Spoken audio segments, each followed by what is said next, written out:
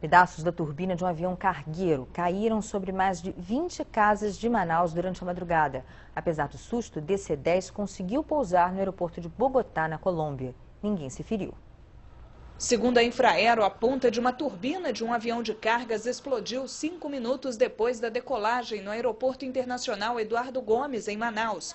Pedaços da peça atingiram mais de 20 casas e provocaram pânico durante a madrugada.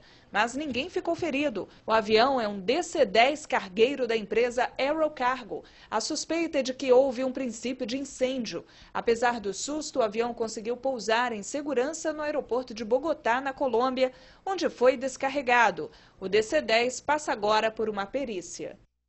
Bom, para falar sobre esse acidente em Manaus, está aqui no estúdio o coordenador-geral do Instituto do Ar da Universidade Estácio de Sá, Marcos Silva Reis.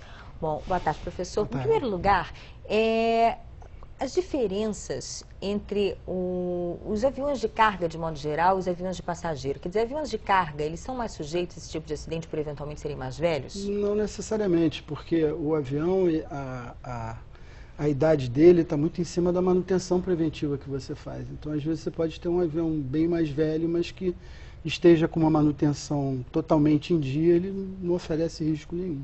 Esse acidente que aconteceu, é um acidente comum ou é um acidente ímpar? Na literatura do acidente aeronáutico, houveram alguns casos. Nos Estados Unidos teve um caso em 1979.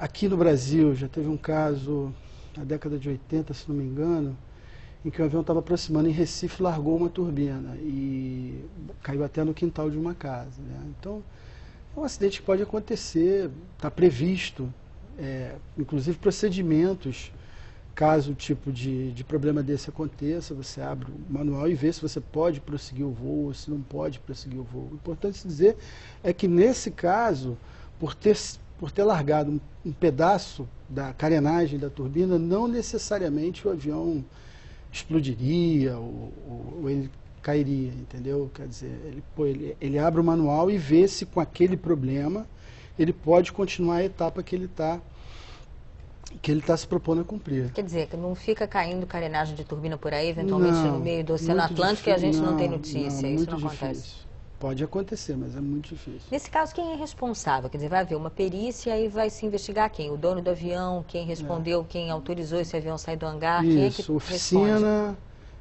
tripulação, mecânico, quem fez o serviço de handler dele aqui no Brasil, que é o apoio de pista. Tudo isso vai ser investigado. Agora, é importante dizer que essa investigação ela não está a cargo da Justiça Brasileira. A Justiça Brasileira, o Centro de Investigação e Prevenção de Acidentes Aeronáuticos, ele vai recolher todas as informações e vai informar ao país de origem: olha, aconteceu um acidente, investiga o que aconteceu. Esses são os colombianos que investigam, então? Sim, são os colombianos. Se por acaso o avião tivesse retornado ao Brasil e a autoridade aeronáutica percebesse que ele não tinha condições de segurança de prosseguir na etapa que ele estava se propondo a fazer, ele seria retido no chão até que tivesse condições de voo novamente. E funcionam essas investigações? Quer dizer, os colombianos fazem uma investigação aqui ou vice-versa e tal? Funciona, eles não vão fazer uma investigação aqui, eles vão fazer uma investigação lá. Às vezes a manutenção desse avião não foi feita nem na Colômbia, pode ter sido feita em qualquer outro país que fosse homologado para esse tipo de avião, para fazer esse tipo de manutenção. Funciona. A comunidade de segurança de voo ela é uma teia que é reconhecida mundialmente e é estimulada mundialmente para que se reduza, porque um acidente aeronáutico normalmente é uma tragédia, né? Morrem 200, 300 pessoas, então uma coisa que normalmente causa uma comoção muito grande, e a ICAO, a Organização Internacional de Aviação Civil, e os governos propriamente ditos, fazem o possível para que não aconteça acidente, né? Você só sabe o custo de um acidente aeronáutico quando ele acontece. Tem mais acidentes com o avião cargueiro do que com o avião de passageiros? Só que aí os de passageiros chamariam mais atenção justamente porque morre muita gente? Eu vou te dizer assim, vai ter mais acidente no avião que voa mais. Isso eu posso te afirmar. Agora, eu não posso te afirmar nesse momento se exista mais acidente com aviões cargueiros do que de passageiros. Entendi.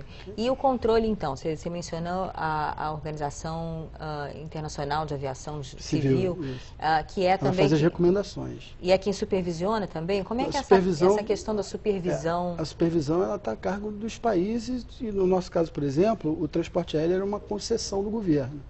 né? Então, o governo concede à empresa aérea uma autorização para ela prestar um determinado tipo de serviço, ou de carga ou de passageiros. A responsabilidade sobre isso é da empresa que está operando o avião.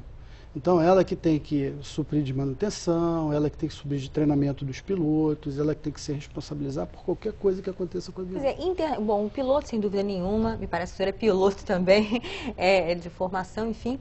E como é que é o treinamento dos pilotos hoje em dia no Brasil e mundo afora, na Colômbia, por exemplo? Isso varia de país para país? Isso varia de empresa para empresa, né? Eu posso te dizer que no Brasil, as marcas alcançadas pelas empresas brasileiras e pela própria segurança de voo que nós temos aqui demonstram que os nossos pilotos são muito bem treinados, né? O Brasil tem empresas aqui dentro que fazem treinamento de segurança de voo, ou então os seus pilotos vão para fora do Brasil para fazer treinamento a cada 9 meses, a cada 8 meses. Os pilotos vão para fora e fazem um treinamento específico, principalmente de emergências, né?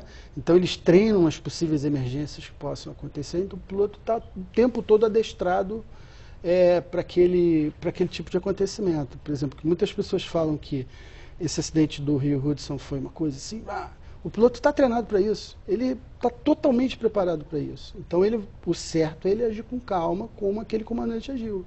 Ou como esses pilotos também agiram, que verificaram que o problema não era sério demais e que dava para prosseguir para o seu destino. E aconteceu talvez uma fatalidade, né? Enfim, obrigada pela sua participação aqui no Em Cima da Hora. A gente conversou então com o Marco Silva Reis, que é coordenador geral do Instituto Eduardo Universitário.